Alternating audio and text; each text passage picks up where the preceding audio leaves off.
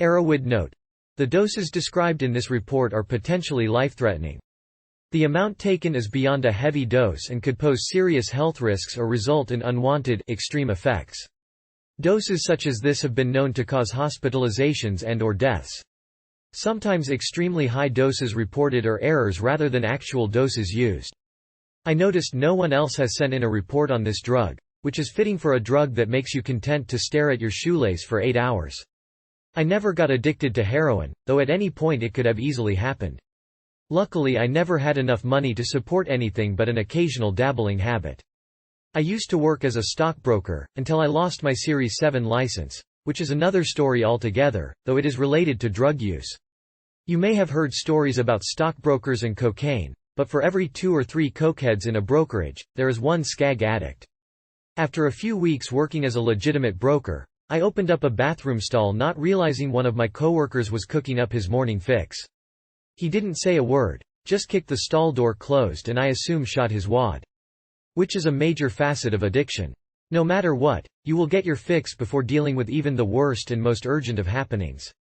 Anyway, at the end of the day I let my coworker know that I didn't care and wasn't going to rat him out, provided he would hook me up with some, which I would gladly pay for.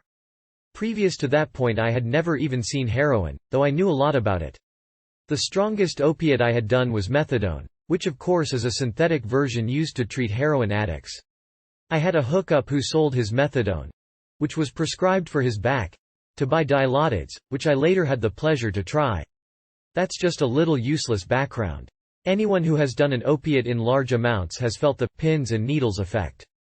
This is basically your body telling you it is completely numb, or as numb as it is going to get anyway. And this is what I felt the first few times I shot up H. However, there is a big difference between slamming and ingesting or smoking. The biggest one is the immediate rush. As soon as you push the plunger in you feel it. As soon as you pull the needle out, you are high. On a number of occasions I was too blasted to pull the needle out, and I would often find used syringes on the floor and in between the cushions of my couch. Not to mention my pathetic bloodstains that could be found literally everywhere in my home.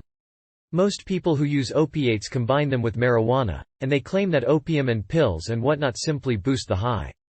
Which is true in a sense, and other than the feeling in your gut, the mental meanderings, and the longevity of the drug, the high is similar to that of marijuana. Which is to say they are only slightly similar. This is the key to the heroin high. Nothing matters, hot or cold, fun or boring, big or small. When one is high on smack, one looks at the outside world and has only one thought: who gives a fuck? You feel as if you've been wrapped in the most pleasing, warm, and comfortable blanket in the world.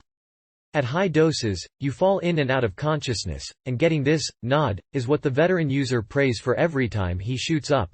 To sleep the sleep of angels is the ultimate goal of the heroin addict.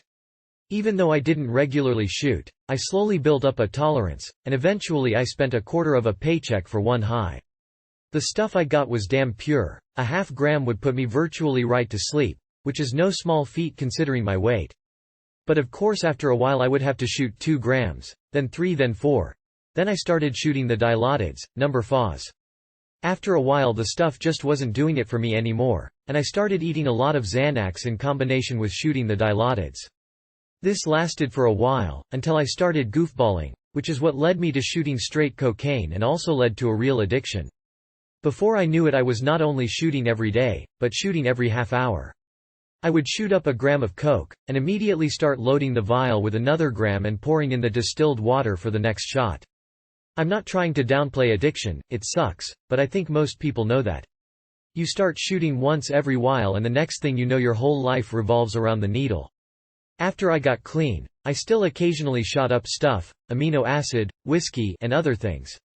Not for the effect, but just to use the needle. I worshipped the damn things. If I saw the color orange that diabetes needles have on the caps I got excited and checked to make sure it wasn't a needle. Well, that's my story. I tried my best to give the subjective effects of heroin, though I think this turned out to be some sort of lame fuck around, mainly telling my story rather than giving subjective facts. Sorry.